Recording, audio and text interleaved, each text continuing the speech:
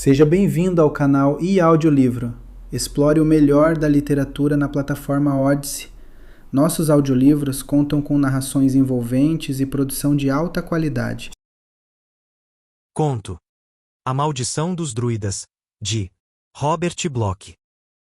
Está escrito nas páginas dos velhos tempos que as antigas tradições e crendices jamais deixarão de existir. Muitos pensadores e sábios deram seu concurso para que se firmasse este conceito, e ainda que o mundo procure, por vezes, externar um certo menosprezo pelas crenças populares, em todos os tempos, ocasionalmente surge alguma comprovação, sob a forma de um mistério que se manifesta estranho e temível e que não é esclarecido. As antigas lendas perduram através dos séculos e ainda merecem crédito da parte dos pobres e humildes. Estes sempre acreditarão, pois sempre haverá ocorrências inusitadas e que não podem ser explicadas satisfatoriamente, nem combatidas pela ciência ou pela religião. Não me proponho a argumentar contra, nem a favor do que acabo de mencionar. Tudo o que posso fazer é relatar uma história que escutei há muito e muito tempo atrás, numa terra onde as lendas obscuras ainda persistem na mente do povo. Dizem lá no litoral que, ao chegar a Nedvik, Sir Charles Ovoco era um homem arrogante e voluntarioso. Abrirá seu caminho até o baronato, da mesma forma que abrirá caminho em outros setores como, por exemplo, no campo da política, dos negócios e no social. Aos 38 anos de idade, esse vaidoso e próspero cidadão tinha a certeza de ter vencido às próprias custas. Pelo que pude apurar, Sir Ovoco não era pessoa das mais simpáticas. Tinha aparência muito sólida e robusta, era irreverente e irascível. Em sua ascensão, desde os cortiços de Vitechapel às cúpulas dos sucessos comercial e industrial, pouco havia despendido no esforço ético de muita ambição e astúcia sem escrúpulos. Assim é que, por ocasião de sua posse nas terras de Nedvik, Sir Charles não tentou sequer cair nas boas graças do povo do lugar, simplesmente preferindo ignorar-lhe a existência. Esta falta de tato não passou, nem poderia passar, despercebida aos olhos dos habitantes daquele burgo. Era uma população muito peculiar, agarrada a velhas tradições e com aversão a estranhos e intrusos. Sentiram por Sir Ovoco uma antipatia imediata, porém todos lamentaram profundamente o que lhe aconteceu, quando souberam do sucedido. Alguns, contudo, eram de opinião de que houvera um elemento de justiça poética no trágico desfecho. Se o arrogante dono de terras tivesse dado ouvidos aos avisos e conselhos que os naturais do lugar haviam dado, talvez a tragédia nem tivesse acontecido. Porém, Ovoco optara por uma atitude zombeteira e ria, diante das histórias das mulheres antigas e dos conselhos dos homens mais experientes e persistia com as predeterminações. Perdeu a vida por pura incompreensão. Chegando a Nedvik, Sir Charles encontrara a câmara em lamentáveis condições, demonstrando decadência. Resolveu remediar a situação imediatamente, mandando importar artesãos de Birmingham e restaurando inteiramente o prédio, tanto por dentro como externamente. Fez demolir o frontão e reconstruiu uma fachada, bem como uma ala nova partindo do salão principal. Mandou também instalar um sistema de aquecimento e mudou todo o sistema hidráulico. Mas nada disso serviu para angariar simpatias a seu favor, por parte do povo que era dado a cultivar o apego às coisas do passado. Para ele, aquele turbilhão de reformas e atividade merecia mais a classificação de sacrílegas e chegavam a ser insultuosas as tradições de Nedvik. O modo displicente e frio com que Sir Ovoco recebia os comentários vinha igualmente somar tendências negativas no conceito que dele faziam. Chegará ao extremo de expulsar do local os críticos mais mordazes e os que esmiuçavam as atividades dos operários. Depois disso, uma atmosfera gélida e hostil se interpôs entre o povo e o senhor das terras. Essa onda de fria indiferença iria atingir os trabalhadores contratados de fora, que se viam em reais dificuldades para conseguir alojamento na cidade. Os mantimentos fornecidos ao prepotente senhor eram cobrados a preços altíssimos e entregues de má vontade à porta de sua mansão. Mas Sir Charles nem tomava conhecimento disso, não se importando com o fato. Sabia muito pouco a respeito dos aldeões e sobre a imensa propriedade. Terminadas as obras de restauração e após a partida dos trabalhadores, Sir Charles resolveu remediar sua ignorância em relação aos bens imóveis que, recém-adquiridos, ainda não tivera ocasião de percorrer. Passou a dar longas caminhadas pelos campos, observando brejos e charcos, atravessando gargantas entre escarpas rochosas e extensas pastagens. O que ficou conhecendo não mereceu a sua aprovação. A beleza agreste de seus amplos domínios não satisfazia seu ponto de vista prático. As árvores retorcidas e os recantos bucólicos sob arbustos eram, em seu parecer, apenas um obstáculo para a elaboração de culturas proveitosas. Os trechos rochosos o irritavam, pois não serviriam para boa pastagem. Subiu ao cimo de uma colina e passeou os olhos por seu imenso reino, com descontentamento. Dessa maneira não conseguiria coisa alguma. Pradarias e florestas, campos verdejantes e colinas cobertas de vegetação eram muito atraentes para aristocráticos caçadores de raposas. Sir Charles Ovoco, porém, era feito de um estofo muito mais racional. Não via a menor razão para que tanta terra fértil ficasse inutilmente parada, sem aplicação. Com um planejamento agrícola, aqueles acres lhe renderiam boas quantias. A circunstância de já ser ele possuidor de incalculável fortuna não era fator influente contra suas ambições. Sir Charles não admitia que se desperdiçasse qualquer possibilidade de adquirir mais dinheiro. Contudo, por mais indiferente e irascível, ele tinha consciência de que, possivelmente, iria enfrentar objeções por parte dos camponeses.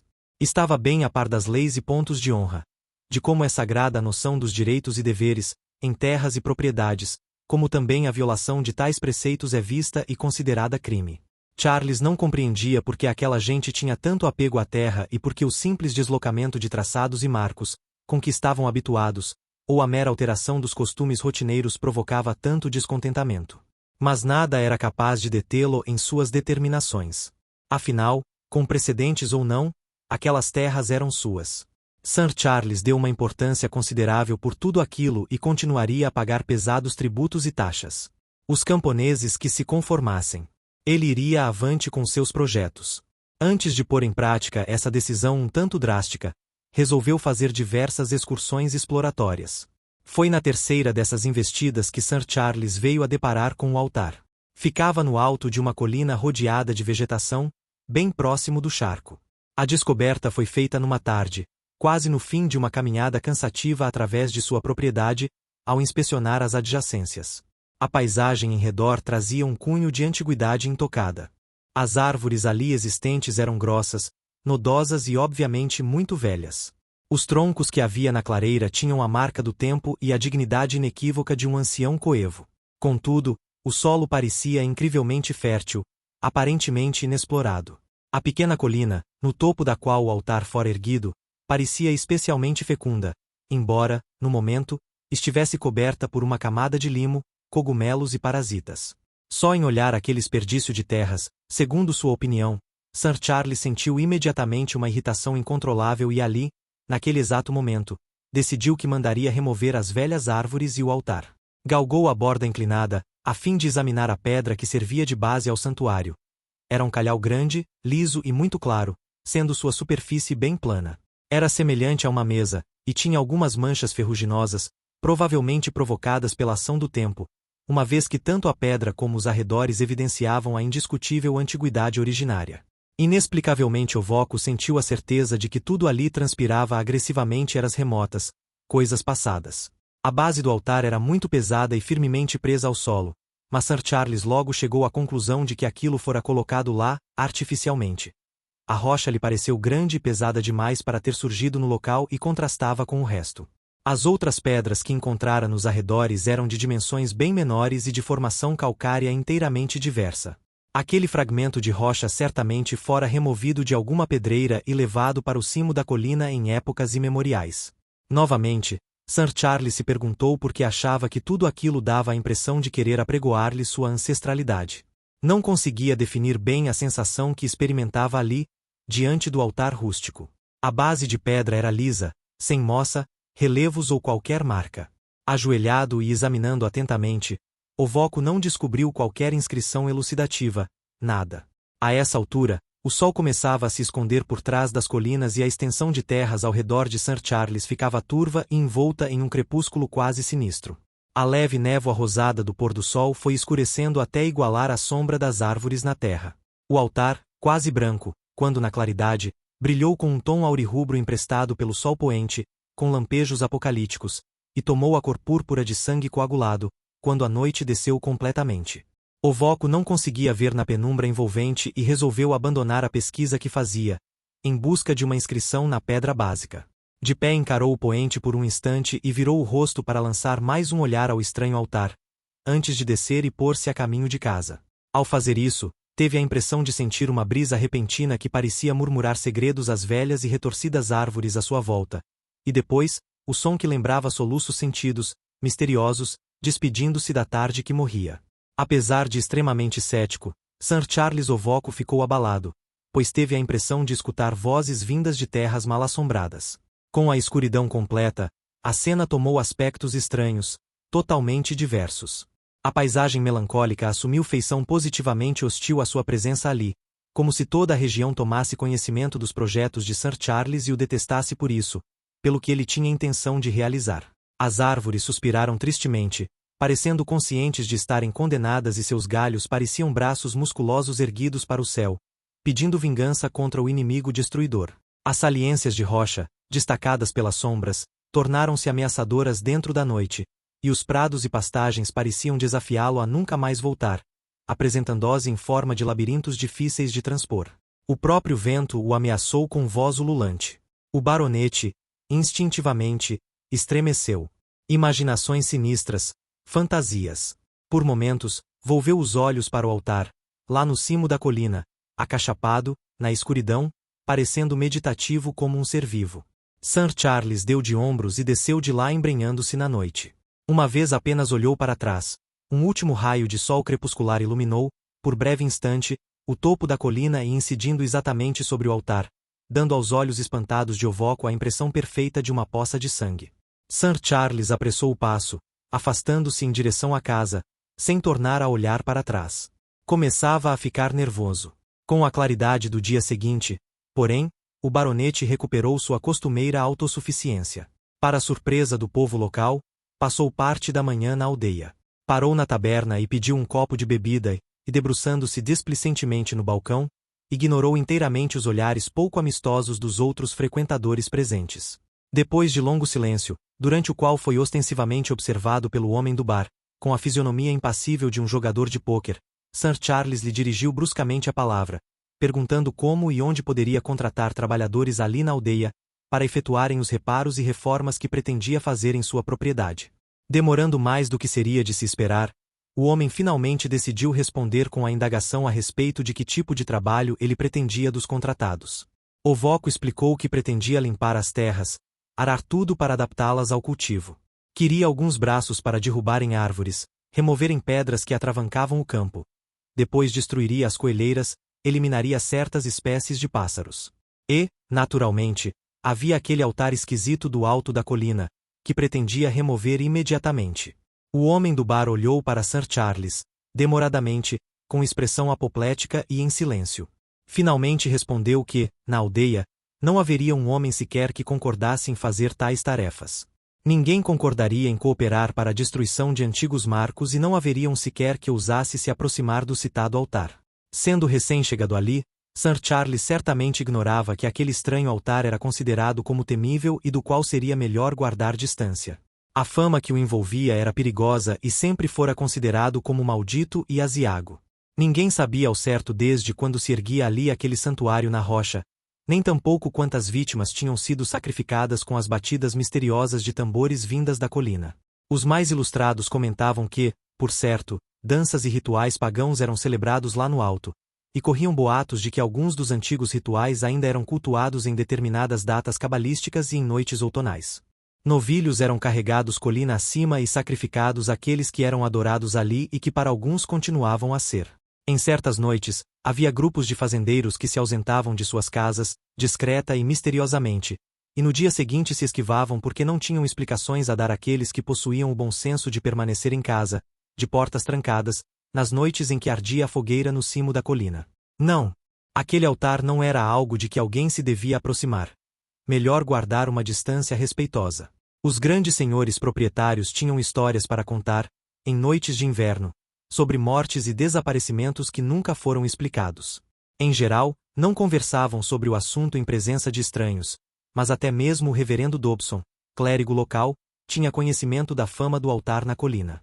O que ignorava, porém, era um número considerável de cidadãos, entre os seus melhores paroquianos, que assistiam furtivamente a reuniões em volta do altar maldito em noites especiais, e que traziam consigo amuletos remanescentes, através de gerações, de eras pagãs de adoração a entidades secretas. Por tudo isso, o homem do bar externou sensatamente sua opinião e que melhor seria que Sir Charles desistisse desses intentos e tivesse o cuidado de evitar qualquer comentário a respeito do altar da colina e que, de forma alguma, cometesse a loucura de tentar demoli-lo. Arranjaria problemas para ele se o fizesse. Quando o homem terminou de falar, Sir Charles simplesmente se retirou do botequim, sem dizer palavra. Estava obstinado em seu propósito, e não iria mudar de ideia, induzido pelos mexericos, crendices e cismas de um punhado de aldeões ignorantes. Aquela fixação supersticiosa o irritou e a maneira hostil com que o olhavam feriu de certo modo seu orgulho de homem da cidade. Mas iria mostrar-lhes a sua fibra. Foi direto à agência de correios do povoado, fazendo uma ligação telefônica para Birmingham. Contratou 2 operários para virem, imediatamente, começar a restauração e limpeza de suas propriedades. Isso feito, caminhou altivo pelas ruas. Os homens chegariam no dia seguinte, e ele, Sir Charles Ovoco, daria àquela gente idiota assunto bastante para suas tagarelices. Apesar de tudo, Ovoco era humano e não pôde evitar uma certa curiosidade, com relação aos detalhes das lendas fantásticas que envolviam o altar no topo da colina. Acabou por tomar a deliberação de ir à modesta casa onde morava o pároco do lugar, o já mencionado reverendo Dobson. Encontrou o religioso em seu escritório, na modesta reitoria, e se fez apresentar. O reverendo era um homem alto, musculoso, com o rosto expressivo e perspicaz, compensado por 2 olhos inteligentes e meigos. Pelo seu aspecto e feições, dir-se-ia que aquele homem era mais um financista bem-sucedido do que um clérigo, mas um pouco mais de observação revelaria o sonhador e o piedoso pastor de almas. O religioso também se evidenciava um perfeito cavalheiro. Iniciou uma conversa tão fluente e pronta com o visitante, que este quase esqueceu seu objetivo. Quando, finalmente, atingiram o ponto em que o assunto se encaminhou para a questão problemática que levará Charles à sua presença, chegou a hora do jantar, e o reverendo Dobson sugeriu ao baronete que ficasse para a refeição em sua companhia. Sir Charles acedeu de boa vontade e os 2 passaram horas agradáveis na sala de jantar, servidos pelo zelador em estilo conveniente e adequado à categoria do importante conviva. Terminado o jantar, passaram novamente para o escritório e degustaram lentamente um cálice de bom xerez. A cortesia e a boa acolhida do pároco serviram para equilibrar o amor-próprio ferido do baronete. Como consequência disso, usou de muito tato, ao abordar o assunto que o trouxera ali. Conseguiu conduzir a conversa de modo a fazer parecer que sua pergunta era motivada apenas por uma natural curiosidade relativa a tudo o que dissesse respeito à sua propriedade. O reverendo se mostrou muito inclinado a ajudar. Ele mesmo gastara bastante tempo estudando os hábitos locais e procurando se informar sobre as tradições e lendas respeitadas pelo povo, fizera algumas pesquisas arqueológicas, e com o lastro de conhecimentos eclesiásticos de sua profissão, pudera chegar a conhecer bastante a história do estranho altar. E tudo isto ele teria o maior prazer em transmitir ao visitante. Começou informando que o altar tinha origem antiquíssima e, como não fosse possível precisar a data de sua construção, o que poderia fazer era tirar conclusões com base na cronologia das lendas que o cercavam. As primeiras histórias remontavam a períodos de antiguidades pré-celtas. Quando a afluência migratória local convergiu para aquele determinado ponto da terra, o altar já tinha sido erguido ali no alto da colina. A história concernente a ele vinha quase que diretamente desde esses remotos tempos até o presente.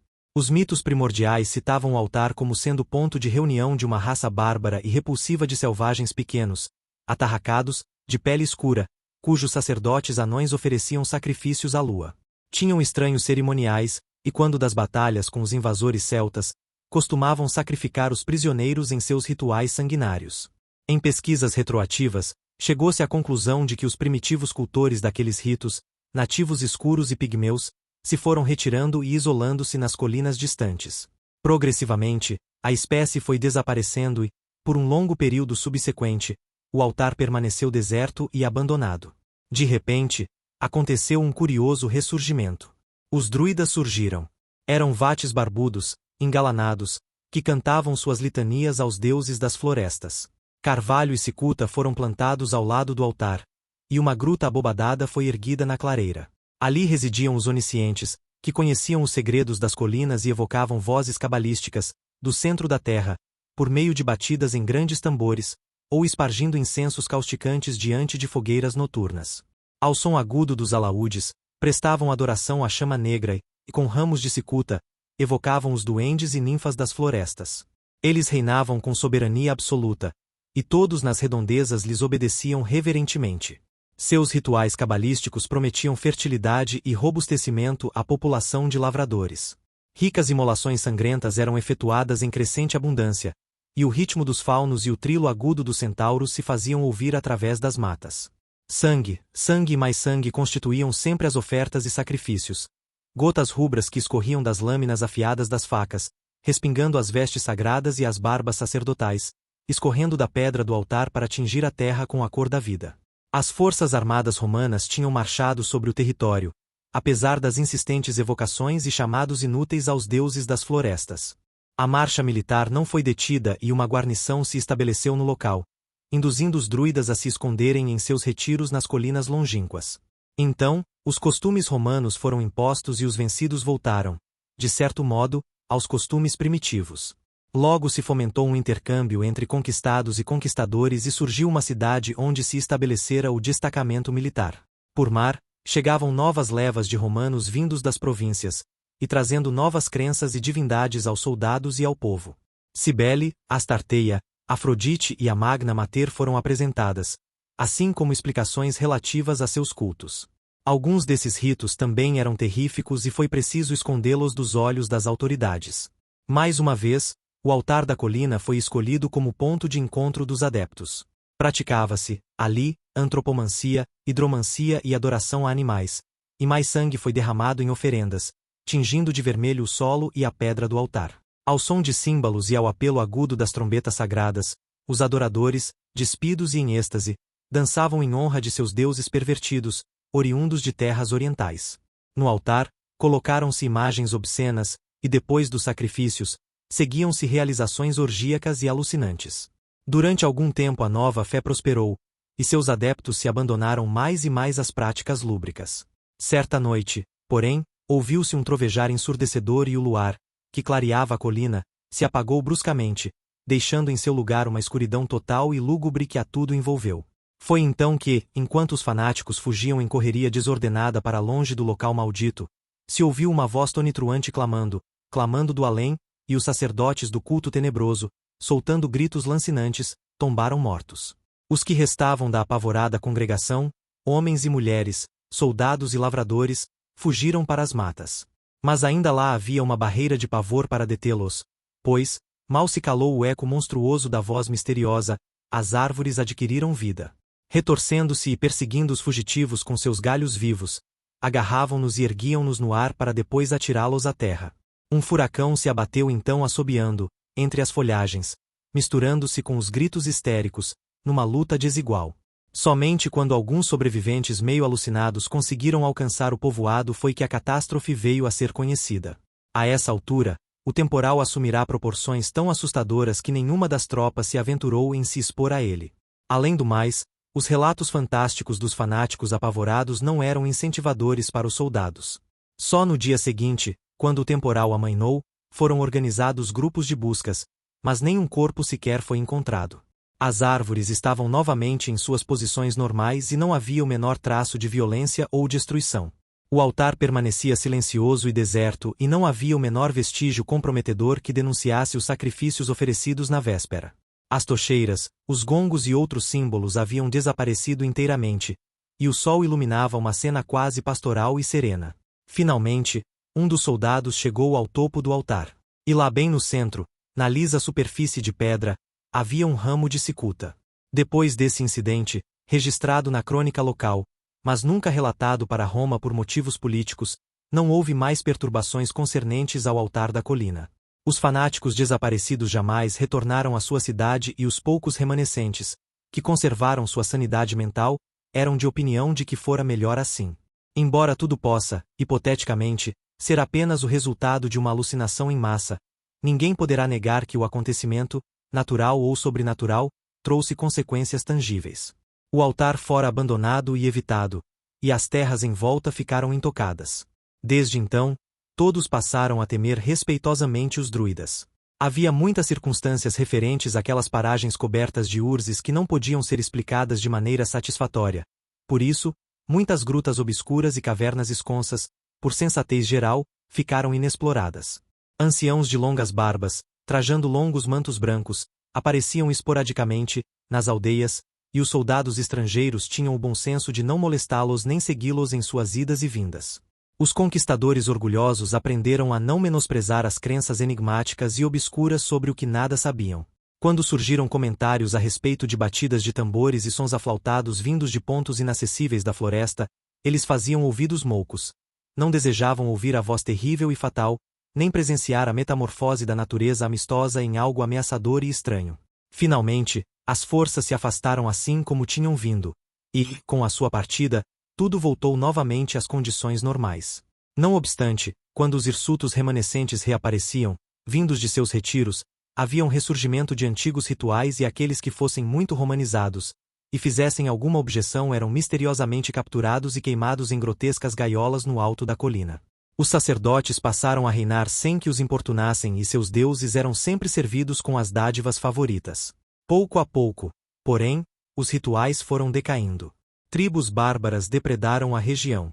Os anglo-saxões passaram a reinar e não tiveram a menor piedade com os druidas. Possuíam seus deuses, e eles eram poderosos. E se repetiram os inexplicáveis fenômenos que assustaram os devotos romanos. O que aconteceu quando do encontro dos recém-chegados com os remanescentes nunca foi relatado. Os manuscritos em poder do reverendo Dobson silenciavam a esse respeito. Tudo o que ele pôde apurar nesse sentido foi que os druidas desapareceram misteriosa e bruscamente. Os austeros invasores não conseguiram descobri-los, embora fossem destemidos e explorassem a região prescrita. Houve uma última reunião no altar da colina com cerimoniais completos, e no dia seguinte, sumiram completamente. As tropas vasculharam todos os prados e charcos inutilmente. Depois derrubaram os grandes carvalhos e destruíram a cicuta, inutilizando muita coisa e abandonando finalmente o assunto. Não conseguiram remover o altar de pedra, embora fizessem insistentes esforços para isso e as informações disso não são muito precisas. Passaram-se os séculos, paulatinamente, o cristianismo se foi infiltrando. As influências requintadas da civilização começaram a se fazer sentir. Foi construído um convento e foram seus bondosos monges que redigiram o histórico cronológico da região e adjacências, recolhendo dados sobre o estranho altar. Sobre ele, os monges procuraram silenciar, embora apenas as lendas concernentes corressem de boca em boca. Não houve reincidência dos ritos arcaicos nem evidências inquietantes que induzissem a esta atitude. Mesmo assim não houve tentativas no sentido de destruir a pedra do altar pagão. Novas ocorrências desagradáveis vieram mais tarde. Os cavaleiros que voltavam das cruzadas, das cidadelas de Malta, Rhodes e Chipre resolveram alojar-se no convento. Trouxeram com eles o credo degenerado do satanismo. Surgiram boatos horripilantes de missas negras. Nesta época, os camponeses tinham abraçado conceitos religiosos piedosos e sua fé reverente era ultrajada pelos sacerdotes guerreiros que impunham seu reinado, dentro dos muros do mosteiro e da abadia. Novamente se falou em Pan, em sátiros e as oréades começaram a assombrar os bosques, provocando aparições flutuantes acima dos pântanos ao escurecer. Novamente houve sangue no altar de pedra, e procissões noturnas passaram a encaminhar-se à colina nas noites sagradas. Isto significava que os druidas não estavam completamente esquecidos. Embora os carvalhos tivessem sido arrancados e outros deuses fossem adorados em seu santuário, os campônios lembravam as velhas lendas e temiam mais os ameaçadores terrores remotos do que os recentes. As notícias caminharam depressa. Os sectários de Henrique VIII se insurgiram contra os bispos dominadores, e certa noite, o convento foi destruído por chamas invencíveis. No dia seguinte as tropas foram embora, deixando apenas a morte em sua passagem. Não revelaram o que tinham encontrado dentro dos muros do mosteiro e não ousaram aproximar-se do altar estranho. E conta a história que, à luz da manhã seguinte, suas faces tinham a palidez mortal. Na noite seguinte, a população ouviu as batidas longínquas de tambores na colina, onde, por instantes, surgiu o brilho de uma chama que logo se extinguiu. Isso foi tudo, mas era o bastante para evidenciar que os druidas ainda mantinham seu estranho e terrível domínio. Homens apareciam e partiam, reinados se erguiam e tombavam, mas os métodos remotos persistiam em seus postos secretos. O barão Nedvik receberá sua comenda e suas propriedades sob o reinado da bondosa rainha Bés. Um castelo foi erguido em Nedvik, e grupos de caçadores galoparam pelos campos verdejantes. A linhagem Nedvik prosperou e mereceu a estima dos camponeses e das populações adjacentes. Parte dessa simpática popularidade era devida à sua discrição e ausência de perguntas curiosas sobre o altar de pedra. também as caçadas não se estendiam até as pedras prescritas. Naquele momento, o altar continuava sendo procurado por gente do lugar. Algumas anciãs com fama de terem dons proféticos e reputação relacionada com bruxedos. Com muita frequência elas se recolhiam em choupanas nas paragens pantanosas, e consultavam seus espíritos diante do altar da colina. Por vezes, exigiam o preço em sangue e aqueles que procuravam seus serviços, em geral, traziam um bezerro ou uma cabra para satisfazê-las. O local passará a ser conhecido tal como era usado, e somente os adeptos de bruxarias e magia negra se aventuravam a ir às suas redondezas. Em determinadas noites, sabia-se que esses fanáticos usavam o santuário na colina, enquanto em outras o mesmo ficava inteiramente deserto, embora se ouvisse o som muito distante de tambores e as próprias feiticeiras ficavam temerosas porque conheciam e respeitavam as velhas lendas. Resta muito pouco a acrescentar. Novamente as bruxas, o altar de pedra e as batidas de tambores invisíveis passaram. Na opinião da maioria atual, não havia perigo em visitar o local ou examiná-lo. Em determinadas épocas ainda eram feitos sacrifícios de maneira discreta, sendo inteiramente desacreditados pelos mais esclarecidos. É inegável que alguns elementos da população conservavam intimamente suas suspeitas com relação à morte do último dos Nedviks, depois de uma reunião secreta na colina pouco antes. O reverendo conclui assim sua explanação, pondo à disposição de Sir Charles os volumes de sua biblioteca que continham o histórico da região, alguns com referências ao assunto. E acrescentou um pequeno conselho, com a ressalva de que, mesmo sendo um homem de Deus, lhe lembrava que a própria Bíblia admite a existência do espírito do mal, particularmente achava haver algo errado com relação àquele altar e seus arredores, o que era pouco salutar. Houvera muito derramamento de sangue e muita profanação e práticas pagãs. Através de toda a história, os druidas e seus rituais apareciam e sempre ligados a práticas malignas. Como estudioso das lendas Stonehenge e outras manifestações dos poderes druídicos, o reverendo Dobson estava inclinado a crer que aquela influência ainda não estava terminada. De algum modo, em algum lugar, eles ressurgiam, pois havia rituais de adoração durante a lua crescente. Por tudo isso, mesmo não sendo uma pessoa supersticiosa, o clérigo aconselhou honestamente a Sir Charles que, para seu próprio bem e tranquilidade, esquecesse aquela porção de sua propriedade, onde ficava o altar de pedra. O Voco agradeceu muito e encaminhou a conversa para outros assuntos. 1 hora depois, despedia-se amistosamente do reverendo Dobson. Caminhando dentro da noite, seu rosto virou uma máscara de escárnio e determinação. Maldição druídica coisa nenhuma. Crendices de gente atrasada. E o reverendo, apesar de toda a amabilidade hospitaleira, não passava de um idiota crédulo. Aquele altar seria destruído. Amanhã chegou junto com os 2 trabalhadores contratados em Birmingham. Um tal Sr. Joseph Gower e um Sr. Sam Williams.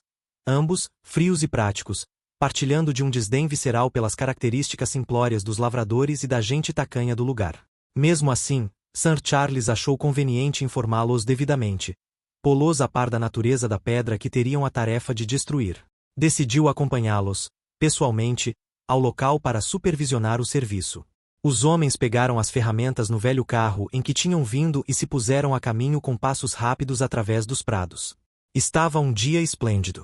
Quando chegaram ao bosque, puderam ver o altar de pedra, nitidamente recortado contra o céu muito azul, lá no alto da colina. Nada em seu aspecto à luz clara da manhã denunciava qualquer implicação sinistra ou perturbadora, e Sir Charles, intimamente, ficou contente com isso. Os 2 homens puseram-se a trabalhar imediatamente. A tarefa não era fácil. Começaram cavando em torno da base. Com pás de cabos reforçados cortaram terra dura, até conseguirem sulcar um valado em torno da base de pedra. A seguir, usaram suas picaretas e pás. Sir Charles ficou surpreso e admirado com a profundidade em que estava enterrado aquele pedaço de rocha. Muitos e muitos metros por terra adentro. Finalmente, os homens conseguiram chegar a termo em sua tarefa. Usando as pás como alavancas, soltaram a grande pedra e a tombaram para um lado. Isso causou um susto em Sir Charles Ovoco. Não havia chão sob o estranho altar. Em seu lugar havia um imenso buraco. Dali, emanava um odor pútrido, uma espécie de infusão mórbida. A abertura era circular e de muita profundidade. Olhando da borda, não se conseguia enxergar o fundo. Atirando-se uma pedra lá dentro, a mesma reboava com eco e sons cavos e não se chegava a perceber quando atingia o fundo da cavidade, ou que distância tinha percorrido. Sir Charles precisou fazer um esforço para manter o controle, diante desta revelação surpreendente, e ordenou aos homens que parassem, pois aquele fora um dia bastante árduo. Quando os trabalhadores o inquiriram a respeito do buraco, ele respondeu que certamente era um antigo poço que secara, cujas paredes tinham sido rebocadas. Logo se apressou em dispensá-los até o dia seguinte, a fim de evitar novas perguntas embaraçosas, inclusive com relação ao cheiro nauseante que se desprendia do local. Os homens se retiraram, e o baronete o seguiu a uma certa distância. Pela primeira vez experimentava uma sensação de medo. Foi preciso fazer um esforço muito grande para resistir ao impulso de chamar os homens e ordenar-lhes que repusessem a pedra sobre a cavidade sinistra. Reagiu contra isso resolutamente. Os trabalhadores o julgariam um idiota supersticioso, e ele mesmo se recusava a admitir aquele temor. Continuou seguindo os contratados à distância. Eles se encaminhavam para o povoado, à procura de alojamento provisório. Durante todo o tempo, Ovoco experimentou uma sensação de aperto, um conflito angustiante contra o qual tinha de combater com seus próprios argumentos. Foi para casa onde tentou ler, mas estava longe de conseguir concentrar-se nas páginas do livro, continuando perseguido pelo mesmo mal-estar psíquico. No meio da tarde, o baronete estava tão inquieto que resolveu ir à cidade. Retirou o carro da garagem e partiu em velocidade, para chegar antes que passasse o crepúsculo. Não sentia vontade de estar só quando a noite viesse. Passou o resto da tarde num cabaré e a noite num hotel, tomando o cuidado de estar sempre acompanhado. Ao voltar para a aldeia, no dia seguinte, era quase meio-dia. Ovoco conseguirá recuperar o controle e a pose arrogante. Mas não seria por muito tempo. No povoado o aguardavam notícias terríveis e desencorajantes. Gawain e Williams haviam desaparecido. Não tinham ido embora simplesmente. Haviam desaparecido para sempre. E a história foi contada em poucas palavras pelo taberneiro, num tom objetivo, mas mesclado de muita comiseração. Os dois operários haviam chegado ao povoado, na tarde anterior, à procura de acomodações para alguns dias. Precisavam de alojamento, enquanto estivessem a serviço ali. O dono do estabelecimento, ignorando evidentemente o motivo de suas presenças, conseguirá quartos para os dois. Se tivesse sabido da tarefa que os homens se propunham a executar para St. Charles, por certo, os teria feito correr. Gawain e Williams mais tarde desceram à taberna para fazer uma refeição.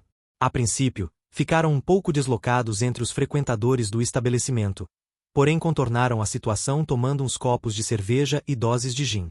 Logo lhes veio coragem para acabar com o acanhamento, e começaram a olhar mais amistosos para o grupo simplório que sempre se reunia ali à noite, para trocar ideias.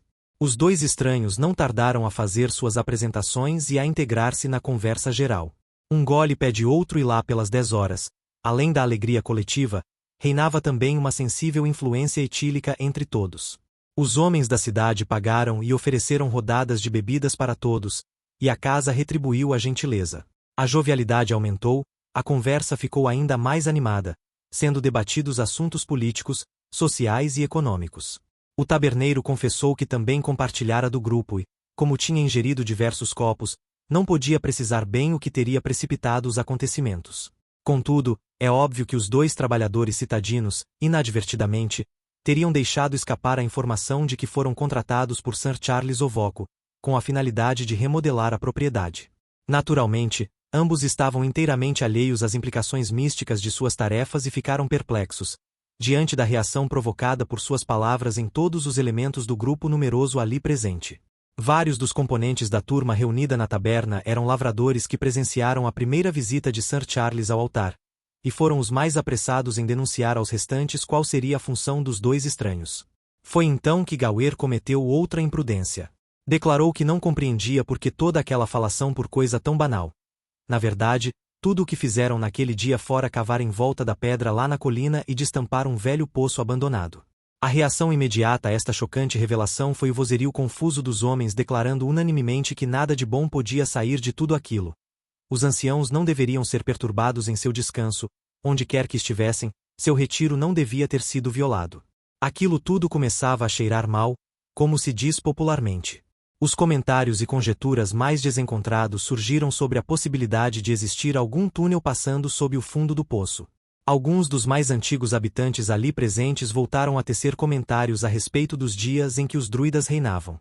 Os antepassados de alguns lhes haviam relatado fatos sobre a adoração que faziam diante do altar de pedra, e falavam de uma saída e de possíveis passagens subterrâneas. Também o episódio relativo à voz misteriosa e fatídica foi relembrado. As palavras teriam saído do interior da terra. E quando os vates desapareceram, para onde teriam ido? Os velhos processos continuavam e o que aqueles dois homens haviam feito era considerado por todos como um terrível sacrilégio que só poderia atrair influências malignas e desastrosas. A todos esses argumentos e considerações os dois homens da cidade respondiam com desdém e zombarias. Confessaram que não se atemorizavam com aquelas balelas e crendices de gente do interior. Não eram caipiras crentes, inclinados a aceitar qualquer fábula que lhes impingissem. Eram da cidade, onde a civilização despreza todas essas tolices inconsistentes. Externaram tudo isso com palavras cruas e irreverentes, estendendo o conceito a todos os roceiros atrasados que ainda davam crédito a tais bobagens. Os druidas, ou o que quer que fosse o nome, não passavam de mitos. Talvez alguns camponeses ignorantes sacrificassem pobres animais no altar de pedra. E daí? Eles não estavam com medo. E a discussão, alimentada pela ação do álcool, chegou à trágica conclusão. Um dos lavradores, chamado Leftwich, desafiou os visitantes para uma aposta. Ofereceu uma nota de 1 libra para que os dois homens da cidade mostrassem que tinham coragem de ir naquela mesma noite até o altar de pedra. O desafio foi imediatamente aceito, apesar dos conselhos e avisos da maioria. Mas os riscos da aposta foram ridicularizados pelos dois operários embriagados e descrentes. E, após mais uma rodada de bebida, saíram todos para acompanhar os dois desafiados até o prado mais próximo da colina, que era o limite permitido pela precaução geral, inclusive do desafiador. De lá, os dois trabalhadores teriam de continuar por conta própria, a passos lentos e cambaleantes, com lanternas emprestadas, e cantando com vozes inseguras. Leftwich ficou parado observando os dois se afastarem. De repente, a lua se escondeu por trás de nuvens, e o vento que começou a soprar tinha o som de uma gargalhada de mofa. Uma onda de pavor assaltou Leftwich que, agora sóbrio, fugia apressadamente. De volta e em passos rápidos, ele percebera que a canção dos dois homens silenciara. Virando a cabeça para olhá-los, notou que haviam sumido de vista na escuridão da noite. Imediatamente sentiu pânico, e correu para a cidade em busca de socorro. Ainda em plena corrida escutou, vindo lá da colina que ficará para trás, o reboar semelhante a um trovão. Em seguida um grito agudo e depois o silêncio. Quase sem fôlego, Leftwich continuou correndo pela rua da aldeia e entrou novamente na taberna. 10 minutos mais tarde, um bando de homens aflitos e cautelosos partiu numa procissão iluminada por tochas em direção à colina. A lua reapareceu e, quando chegaram novamente ao prado no ponto onde se haviam, separado de Gower e Williams, viram nitidamente o perfil do altar de pedra, recortado pelo luar prateado, completamente deserto. Os dois operários não estavam em parte alguma. Alguns dos mais destemidos do grupo se ofereceram para explorar a colina, enquanto os outros davam busca pelos arredores. 1 hora mais tarde, voltaram a reunir-se no mesmo ponto e os poucos que haviam ido até a colina tinham algo para contar. Os dois homens não estavam lá, mas estiveram. Talvez o único elemento para a dedução do que pode ter ocorrido fosse o fato de que o chapéu de um deles fora encontrado a menos de 1 metro de distância da abertura junto à pedra. A relva perto da borda do buraco estava bem pisoteada e, ainda que houvesse pegadas definidas que levavam até o buraco, não havia outras que indicassem a volta. E isto era tudo. Sir Charles escutou toda a narrativa com expressão da mais completa incredulidade. Terrível, comentou. Terrível, mas perfeitamente natural. Os dois idiotas estavam bêbados. Conseguiram chegar até a borda do buraco e perderam o equilíbrio, caindo no poço. Em minha opinião, você e Leftwich poderão ser legalmente responsabilizados por induzi-los a tal aposta grotesca e estúpida. Tudo isto terá de ser investigado e notificado imediatamente. Por certo, me trará problemas. Tenho de avisar a polícia amanhã, e posso garantir a você e a seus companheiros que vou indicá-los moralmente como responsáveis por essa ocorrência nefasta. Passe bem. O baronete saiu bruscamente em direção ao edifício da Câmara de Nedvik. Nunca mais foi visto na aldeia.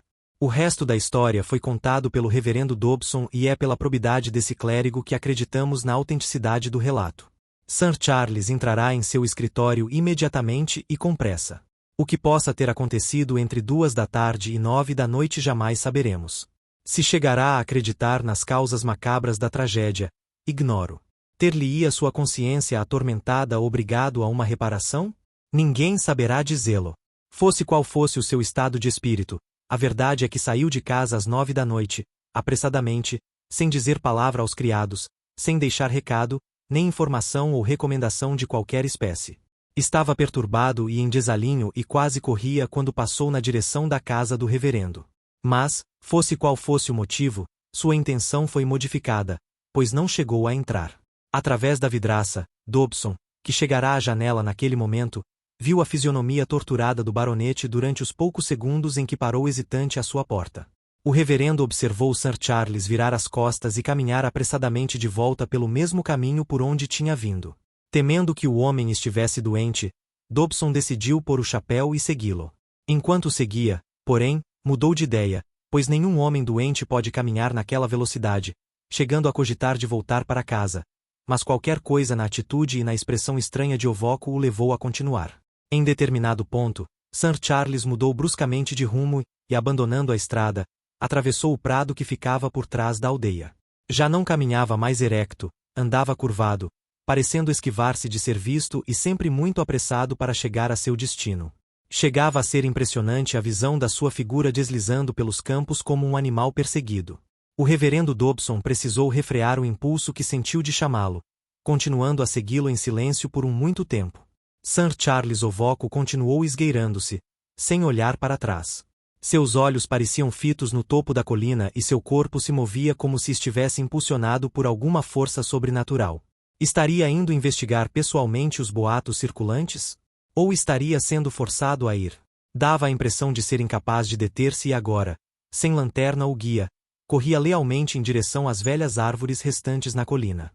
Dobson acompanhava tão rápido quanto possível, mas ainda estava a centenas de metros, quando a figura fugitiva do baronete desapareceu entre os troncos retorcidos do bosque.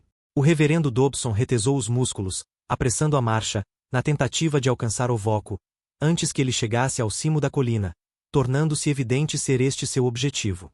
Quando o reverendo atingiu o vale, a lua se escondeu e ele perdeu de vista o vulto esquivo de Sir Charles. Apurou o ouvido, a fim de tentar captar o rumor dos passos dentro da escuridão que os envolvia, mas foi inútil. Só escutou outro som. Ouviu o reboar de tambores vindo do centro da terra. O solo sob seus pés começou a tremer, enquanto o clamor sempre crescente ofendeu seus ouvidos. Cambaleou na escuridão, escutando sempre o ronco surdo de trovões e as vibrações atordoantes de tambores. Se ao menos conseguisse alcançar Sir Charles, antes que ele atingisse o ponto fatal. Ovoco caminhava apressadamente para o destino sinistro, da mesma maneira que os dois homens que contratara haviam ido ao encontro da armadilha. Eles não estavam com medo. E a discussão, alimentada pela ação do álcool, chegou à trágica conclusão. Um dos lavradores, chamado Leftwich, desafiou os visitantes para uma aposta. Ofereceu uma nota de 1 libra para que os dois homens da cidade mostrassem que tinham coragem de ir naquela mesma noite até o altar de pedra. O desafio foi imediatamente aceito, apesar dos conselhos e avisos da maioria. Mas os riscos da aposta foram ridicularizados pelos dois operários embriagados e descrentes. E, após mais uma rodada de bebida, saíram todos para acompanhar os dois desafiados até o prado mais próximo da colina, que era o limite permitido pela precaução geral, inclusive do desafiador. De lá, os dois trabalhadores teriam de continuar por conta própria, a passos lentos e cambaleantes, com lanternas emprestadas, e cantando com vozes inseguras. Leftwich ficou parado observando os dois se afastarem. De repente, a lua se escondeu por trás de nuvens, e o vento que começou a soprar tinha o som de uma gargalhada de mofa. Uma onda de pavor assaltou Leftwich que, agora sóbrio, fugia apressadamente. De volta e em passos rápidos, ele percebera que a canção dos dois homens silenciara. Virando a cabeça para olhá-los, notou que haviam sumido de vista na escuridão da noite. Imediatamente sentiu pânico, e correu para a cidade em busca de socorro. Ainda em plena corrida escutou, vindo lá da colina que ficará para trás, o reboar semelhante a um trovão. Em seguida um grito agudo e depois o silêncio. Quase sem fôlego, Leftwich continuou correndo pela rua da aldeia e entrou novamente na taberna. 10 minutos mais tarde, um bando de homens aflitos e cautelosos partiu numa procissão iluminada por tochas em direção à colina. A lua reapareceu e, quando chegaram novamente ao prado no ponto onde se haviam, separado de Gower e Williams, viram nitidamente o perfil do altar de pedra, recortado pelo luar prateado, completamente deserto. Os dois operários não estavam em parte alguma. Alguns dos mais destemidos do grupo se ofereceram para explorar a colina, enquanto os outros davam busca pelos arredores. 1 hora mais tarde, voltaram a reunir-se no mesmo ponto e os poucos que haviam ido até a colina tinham algo para contar. Os dois homens não estavam lá, mas estiveram. Talvez o único elemento para a dedução do que pode ter ocorrido fosse o fato de que o chapéu de um deles fora encontrado a menos de 1 metro de distância da abertura junto à pedra. A relva perto da borda do buraco estava bem pisoteada e, ainda que houvesse pegadas definidas que levavam até o buraco, não havia outras que indicassem a volta. E isto era tudo. Sir Charles escutou toda a narrativa com expressão da mais completa incredulidade. Terrível, comentou. Terrível, mas perfeitamente natural. Os dois idiotas estavam bêbados. Conseguiram chegar até a borda do buraco e perderam o equilíbrio, caindo no poço. Em minha opinião, você e Leftwich poderão ser legalmente responsabilizados por induzi-los a tal aposta grotesca e estúpida. Tudo isto terá de ser investigado e notificado imediatamente. Por certo, me trará problemas. Tenho de avisar a polícia amanhã, e posso garantir a você e a seus companheiros que vou indicá-los moralmente como responsáveis por essa ocorrência nefasta. Passe bem. O baronete saiu bruscamente em direção ao edifício da Câmara de Nedvik. Nunca mais foi visto na aldeia. O resto da história foi contado pelo reverendo Dobson e é pela probidade desse clérigo que acreditamos na autenticidade do relato. Sir Charles entrará em seu escritório imediatamente e com pressa. O que possa ter acontecido entre 2 da tarde e 9 da noite jamais saberemos. Se chegará a acreditar nas causas macabras da tragédia, ignoro. Ter-lhe-ia sua consciência atormentada obrigado a uma reparação? Ninguém saberá dizê-lo. Fosse qual fosse o seu estado de espírito, a verdade é que saiu de casa às 9 da noite, apressadamente, sem dizer palavra aos criados, sem deixar recado, nem informação ou recomendação de qualquer espécie. Estava perturbado e em desalinho e quase corria quando passou na direção da casa do reverendo. Mas, fosse qual fosse o motivo, sua intenção foi modificada, pois não chegou a entrar. Através da vidraça, Dobson, que chegará à janela naquele momento, viu a fisionomia torturada do baronete durante os poucos segundos em que parou hesitante à sua porta. O reverendo observou Sir Charles virar as costas e caminhar apressadamente de volta pelo mesmo caminho por onde tinha vindo. Temendo que o homem estivesse doente, Dobson decidiu pôr o chapéu e segui-lo. Enquanto seguia, porém, mudou de ideia, pois nenhum homem doente pode caminhar naquela velocidade, chegando a cogitar de voltar para casa. Mas qualquer coisa na atitude e na expressão estranha de Ovoco o levou a continuar. Em determinado ponto, Sir Charles mudou bruscamente de rumo e, abandonando a estrada, atravessou o prado que ficava por trás da aldeia. Já não caminhava mais erecto, andava curvado, parecendo esquivar-se de ser visto e sempre muito apressado para chegar a seu destino. Chegava a ser impressionante a visão da sua figura deslizando pelos campos como um animal perseguido. O reverendo Dobson precisou refrear o impulso que sentiu de chamá-lo, continuando a segui-lo em silêncio por muito tempo. Sir Charles Ovoco continuou esgueirando-se, sem olhar para trás. Seus olhos pareciam fitos no topo da colina e seu corpo se movia como se estivesse impulsionado por alguma força sobrenatural. Estaria indo investigar pessoalmente os boatos circulantes? Ou estaria sendo forçado a ir? Dava a impressão de ser incapaz de deter-se e agora, sem lanterna ou guia, corria lealmente em direção às velhas árvores restantes na colina. Dobson acompanhava tão rápido quanto possível, mas ainda estava a centenas de metros, quando a figura fugitiva do baronete desapareceu entre os troncos retorcidos do bosque. O reverendo Dobson retesou os músculos, apressando a marcha, na tentativa de alcançar Ovoco, antes que ele chegasse ao cimo da colina, tornando-se evidente ser este seu objetivo. Quando o reverendo atingiu o vale, a lua se escondeu e ele perdeu de vista o vulto esquivo de Sir Charles. Apurou o ouvido, a fim de tentar captar o rumor dos passos dentro da escuridão que os envolvia, mas foi inútil. Só escutou outro som. Ouviu o reboar de tambores vindo do centro da terra. O solo sob seus pés começou a tremer, enquanto o clamor sempre crescente ofendeu seus ouvidos. Cambaleou na escuridão, escutando sempre o ronco surdo de trovões e as vibrações atordoantes de tambores. Se ao menos conseguisse alcançar Sir Charles, antes que ele atingisse o ponto fatal. Ovoco caminhava apressadamente para o destino sinistro, da mesma maneira que os dois homens que contratara haviam ido ao encontro da armadilha. Os anciãos estavam, cobrando, arquejando e quase sem fôlego, o pároco chegou finalmente à base da colina em que ficava o altar. Seus olhos ardiam, esforçando-se em localizar o baronete, logrando afinal focalizar-lhe o vulto esfumaçado à distância, bem próximo do topo. Ante o olhar perplexo de Dobson, a figura alucinada de Sir Charles corria de quatro, colina acima, como um animal, numa ansiedade irracional para chegar e que se evidenciava em cada movimento seu. Os tambores pareciam retumbar da boca do poço sinistro. Quando Sir Charles chegou à borda da fossa, os ruídos cessaram, sendo substituídos por um silêncio total.